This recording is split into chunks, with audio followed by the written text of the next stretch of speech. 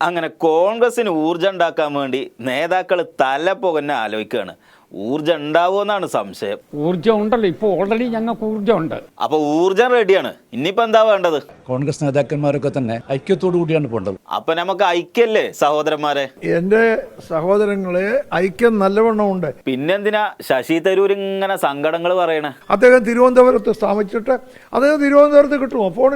അദ്ദേഹം വിദേശത്താണ് കൂടുതൽ സമയം. തിരുവനന്തപുരത്ത് താമസിച്ചിട്ട് സാധാരണ ജനങ്ങളുടെ ഇടയിൽ പ്രവർത്തിക്കണം, സാധാരണ ജനങ്ങളുടെ പരിപാടിയിൽ പോകണം, കോൺഗ്രസിന്റെ ബൂത്ത് കമ്മിറ്റിയിൽ പോകണം, കോൺഗ്രസിന്റെ മണ്ഡലം കമ്മിറ്റിയിൽ പോകണം, കോൺഗ്രസിന്റെ ബ്ലോക്ക് കമ്മിറ്റിയിൽ പോകണം. ഓ, PJ കുര്യൻ സാറ് കത്തിക്കയറി. അപ്പൊ ഊർജം ഇനിയും വേണോ തിരുവഞ്ചൂർ സാറേ? കുറച്ചുകൂടി അത്യുജ്വല ഊർജമായിട്ട് മാറണം. ഊർജത്തോടെ പ്രവർത്തിക്കാന് മൂപ്പർക്ക് കേരളത്തിക്ക് വരണമെന്ന് ഒരു താല്പര്യം ഉണ്ട് എന്നാണ് തോന്നുന്നത്. കേരളത്തിലെ നേതാവാണെങ്കിൽ ജനങ്ങളുടെ നേതാവാകണം.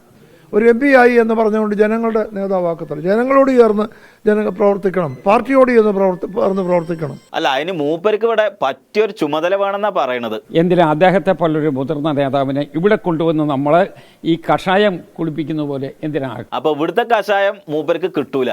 അതെന്തെങ്കിലും മൂപ്പർ എങ്ങോട്ട് അണപ്പിക്കാത്തത്? അല്ലാതെ പുള്ളി കൂടുതൽ സമയം വിദേശത്താണെന്ന് ആർക്കറിയാൻ വയ്യാത്തത്. എത്ര കറന്റാ നോക്കി.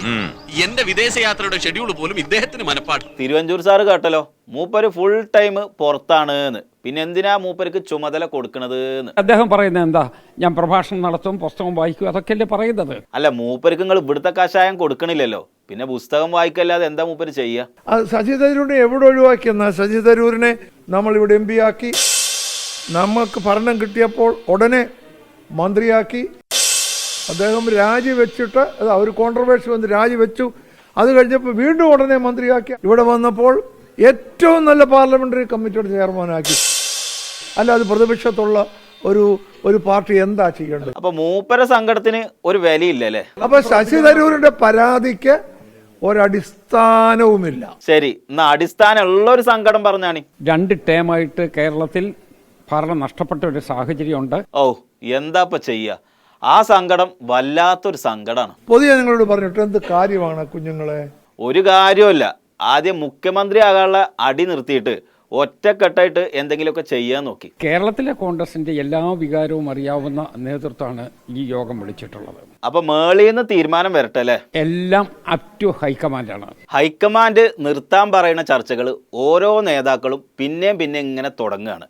ചർച്ച തുടങ്ങി വെച്ചവരോട് നിർത്താനാണോ പറഞ്ഞത്, അതോ ആ വിഷയത്തിൽ ഇനി ഒരു അക്ഷരം ആരും മിണ്ടരുത് എന്നാണോ പറഞ്ഞതെന്ന് വ്യക്തമാക്കിയിട്ടില്ലെങ്കിൽ ഹൈക്കമാൻഡിന് പ്രസ്താവന ഇറക്കാനേ സമയം ഉണ്ടാവുള്ളൂ.